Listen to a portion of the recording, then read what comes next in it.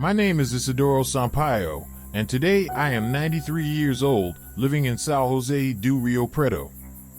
When I was young, I lived with my family in the countryside of São Paulo, on a farm near the small town of Meticulously, in the state of São Paulo. My father worked in the fields, growing coffee and other agricultural products of that time. My siblings and I helped him with the daily tasks, such as taking care of the animals, pigs, chickens, and horses. We also raised some cattle and had an abundant supply of milk due to the several dairy cows we had there. Our farm also sold milk to contribute to the family income.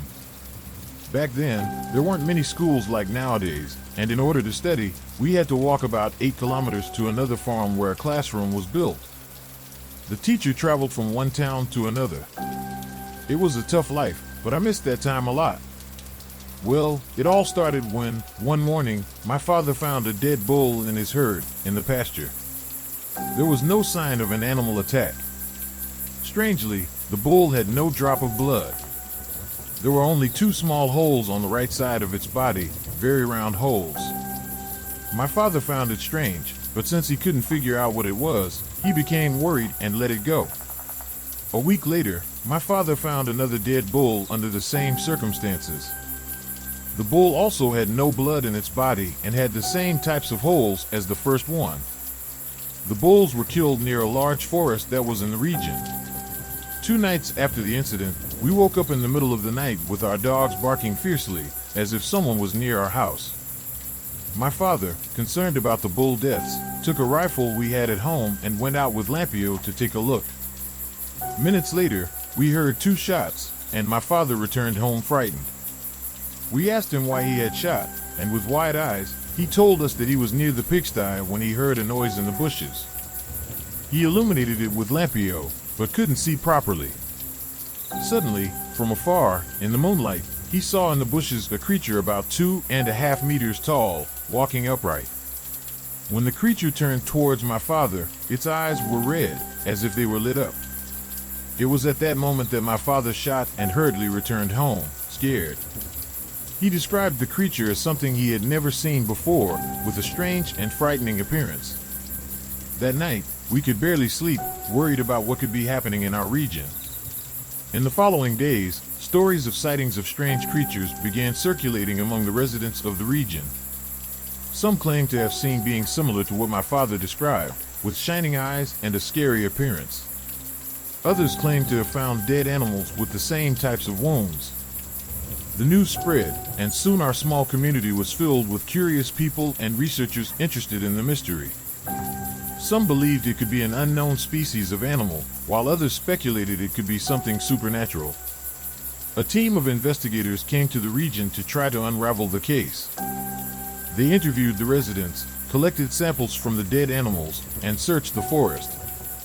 However, even after weeks of investigation, they couldn't find concrete answers. The situation became even more tense when some of the residents started reporting frightening encounters with the creatures. Some claimed to have been chased at night, while others said they heard strange noises coming from the forest. Fear and apprehension took hold of the community. As time passed, the sightings of the creatures became less frequent until they ceased completely. Nevertheless, the mystery was never fully solved. Theories continued to emerge, ranging from extraterrestrial creatures to local folklore beings. Despite the passage of time, that era remains etched in my memory. The mystery of the inexplicable creatures remains one of the great stories of the region. Unfortunately, we never discovered the truth behind the events, and the case ended up becoming a local legend. Now, in my old age, I look back and fondly remember those simple times and the stories that marked my youth. This is the story of the strange creatures that haunted our region. Although the mystery was never solved, the memories remain vivid in my mind.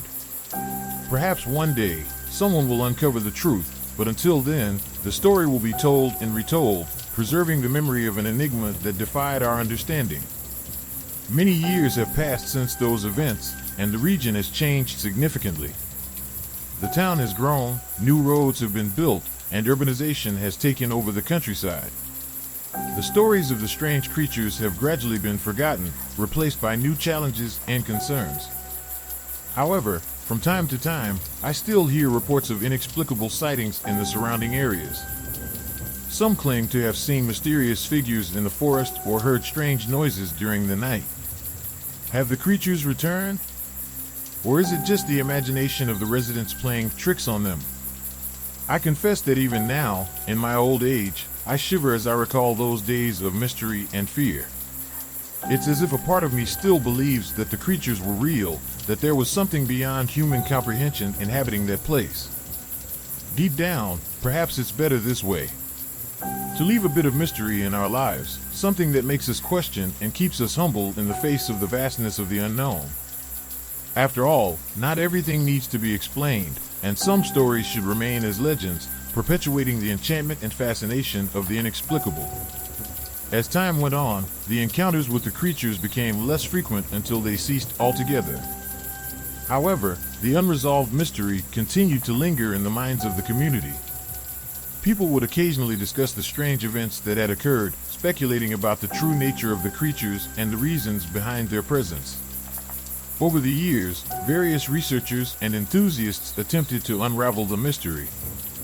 Some delved into the realm of cryptozoology, exploring the possibility of undiscovered species or mythical creatures roaming the area. Others sought connections to the supernatural, considering the influence of local legends and folklore on the reported sightings. Despite the efforts made to uncover the truth, no definitive answers were found. The enigma remained elusive, leaving room for speculation and imagination to fill the gaps. The story of the strange creatures became ingrained in the fabric of the region's history, passed down through generations as a tale of wonder and intrigue. As for me, I continued my journey through life, leaving behind the countryside and embracing new experiences. However, the memories of those peculiar times remained with me, etched in my mind like an indelible mark. The story of the mysterious creatures became a part of my identity, shaping my perspective on the world and instilling a sense of curiosity about the unknown. Now, as I reflect on my past, I realize that some mysteries are meant to endure.